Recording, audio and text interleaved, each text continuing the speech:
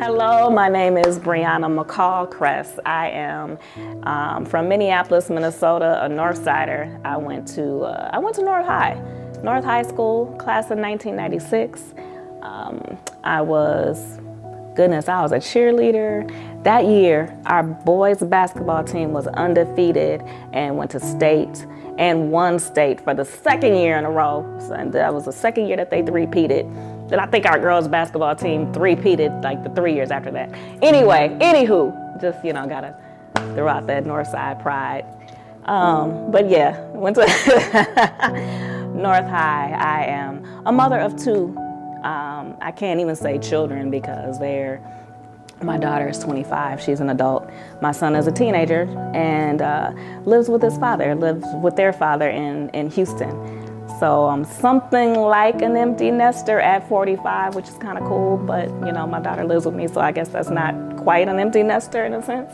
And I am the owner of Gorgeous Looks Salon and the creator of Be Resilient hair care. I am also I'm a producer of one of the producers of the Twin Cities Hair and Beauty Expo, formerly the Twin Cities Natural Hair and Beauty Expo.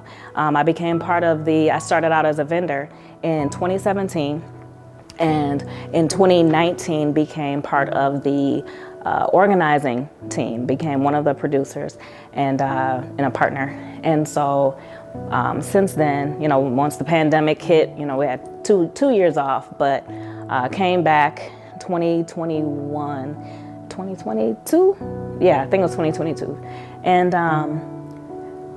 just really found that, once with me going from vendor to, production team, it was being a vendor that really, with me having a new product line, because that's when I first, publicly launched my hair product line, what that did for my business, for my reach, getting my products in front of over 2,000 people in a whole day, what that did for my business was, it was amazing. And so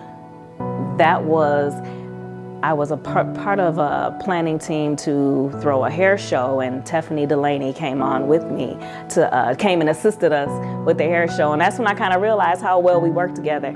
So I became part of the planning team for the expo the following year, and would always share, how much that, this really has given me a passion for, being a part of a platform that gives small businesses this opportunity to, where they may not have, the opportunity to expand their reach, or to, get their goods and services in front of so many people at a time.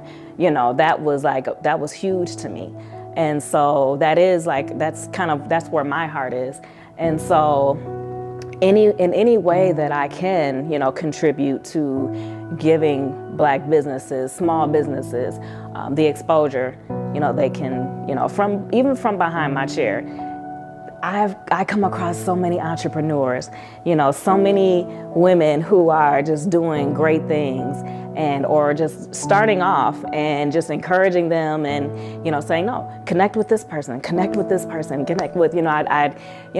salon and barbershop is just kind of the networking and connection, that's where you connect and get your resources anyway. So I'm just utilizing, my space and giving people the same opportunities that I probably didn't have or that I had, and just want to, now turn back and extend my hand to them. So that's something that really does give me energy, and that's where my heart is.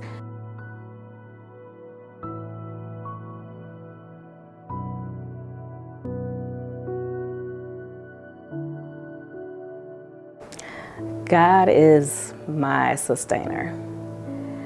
He has, yes, that has been where I have drawn my strength. That's where my church home has been, where my support system has been. The church I'm at now, I've been at for about 7 years.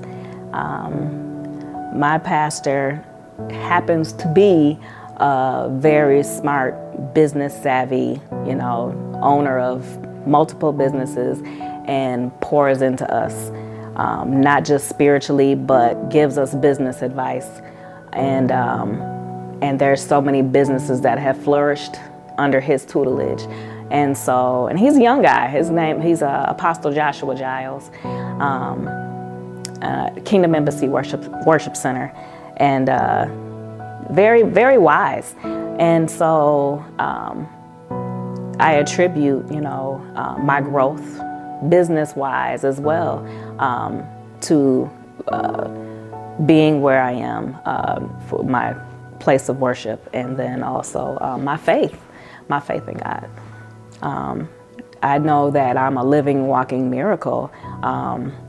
When my lung specialist told me that he had never seen, he looked at my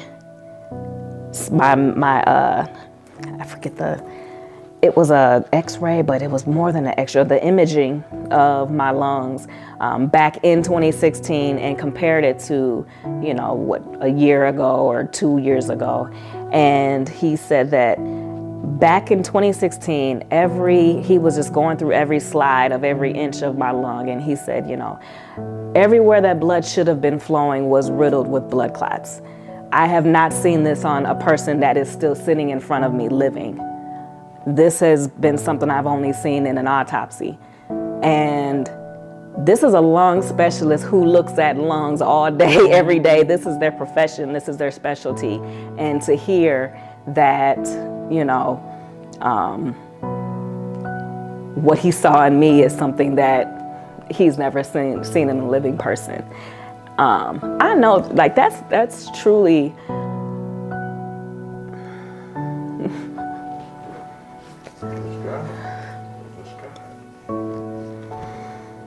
That's God, the mercy of God. Yes. So, that's awesome. That's awesome that you have that. Thank you for sharing that. Because there's so many other people that's out that either experiencing or cancer and different things that's going on in their life, and to hear that God healed you. Yes. They have hope. Yes. My lung capacity, I am breathing at 100%. There is literally, our lungs were designed with extra tissue, just for whatever reason. But it was designed, I say, for me, because that portion of my lung that died, now I'm utilizing that extra tissue. So there is literally no sign of what I've been through. So God is a healer, he's a keeper. If you want to be kept, It's just not a cliche. Yeah, not at all. And I give all thanks and glory because, he's just amazing. He's so good. So, yeah.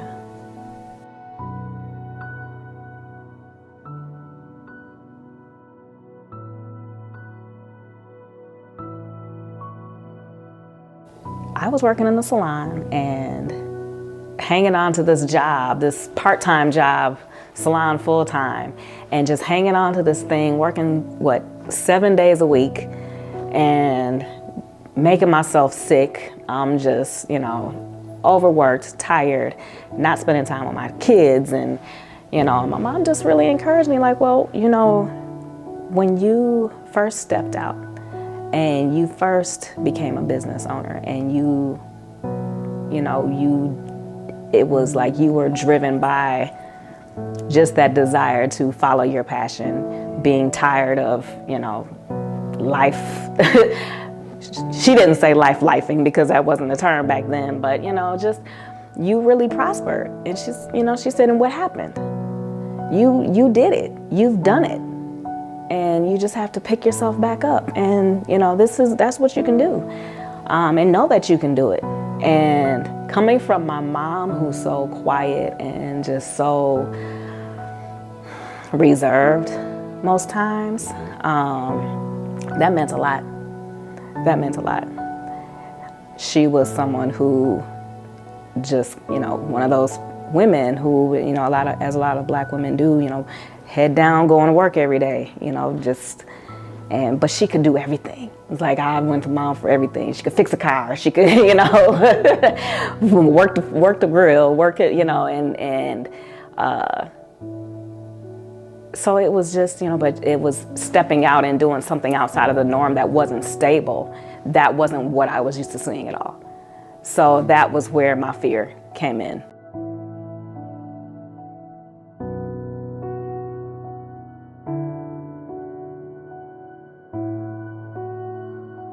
And coming to the conclusion that, okay, I'm going to throw myself into my work, into my business, 100%, and this is going to be what is going to sustain me, what's going to sustain my family. Opening the salon, probably did that 2011, 2012, and it's been a journey since then as well. But once I got sick in 2016, sick with pulmonary embolism, which is blood clots in both lungs, and almost died. It was a pulmonary embolism with infarction, and I'm forgetting the full name, but the infarction is when a portion of your lung goes without blood flow for so long that that portion dies. So I have a portion of my lung that is non-functioning now at this moment due to the blood clots. And during that time, I remember just going through so much. It was like, I felt like getting all the stress that I was going through during that time, from working from 7 days a week, not really seeing my kids, going through the divorce, then having this big super high of my daughter. My daughter competed in the Olympics in 2016 as well.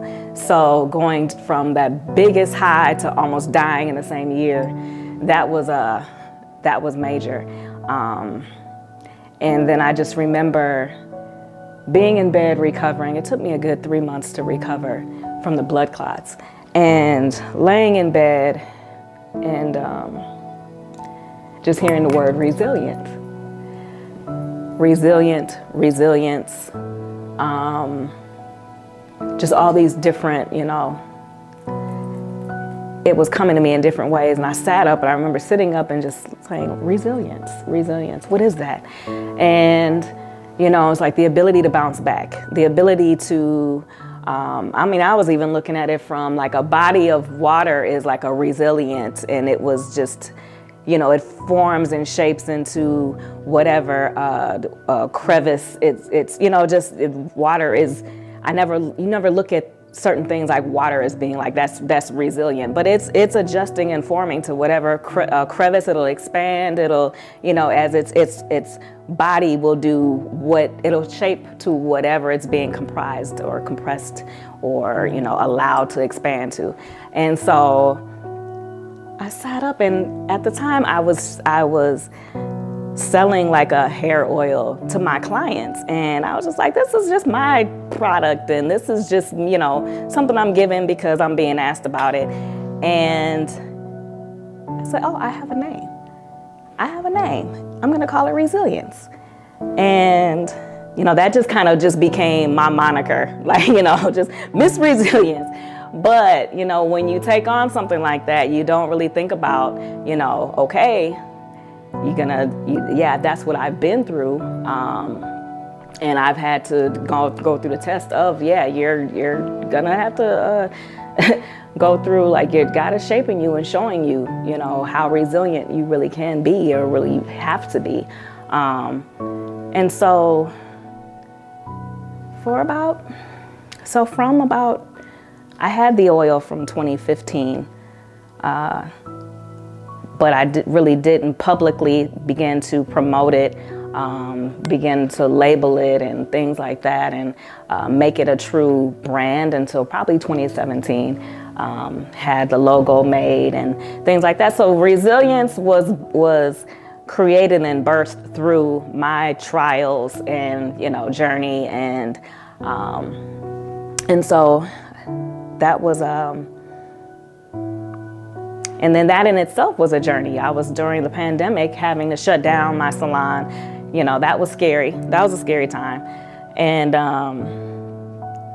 but during that time I was able to expand my business, my product line. So it became, not just Resil'ient hair oil. It became Resil'ient shampoo, conditioner, foaming leave-in. And I just had so many ideas. I remember just wanting to create like a lifestyle brand. And every winter it was prospering. It was actually, it was a budding business for me. And so every winter I created these gift boxes. They were selling very well. I remember the first time I created the gift boxes with all 4 products.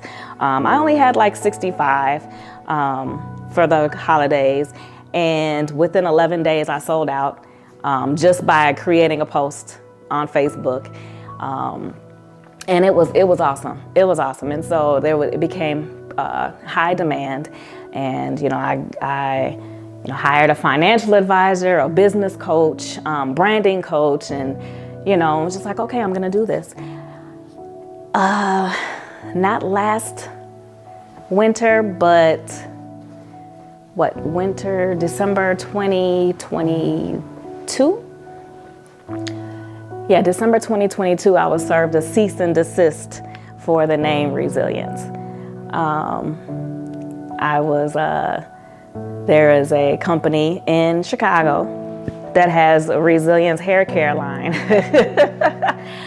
And so it was interesting at the timing that I got that cease and desist to stop selling my product was right before the holidays, right before I have my big sales, all the gift boxes.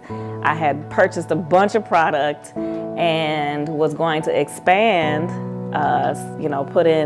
start to invest a bunch more money to expanding it to a lifestyle brand. And I got served the cease and desist. So instead of looking at it like a blessing in disguise that, okay, I got served this right before I invested all this money, I was crushed. When I say I cried. So I was like, but God gave me this name. This is what, this is me. This is my story. This is my journey. And I probably spent, I was like just deflated, probably a good 6 months. I just was moping and discouraged. I was still selling product that I had because, I had bought product to sell for Christmas, and, still selling it, wasn't promoting it anymore, and was working on trade. I had stopped my trademarking process because I was, like when I say it was going to expand, it was like a hard stop. So just recently, within the last, 2 months, I developed the resolve to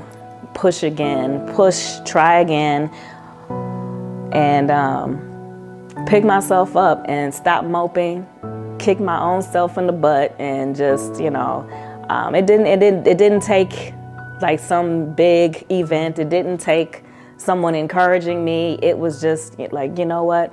Briana, it's done. You can't do anything else about it. I developed a new name. So I am having I'm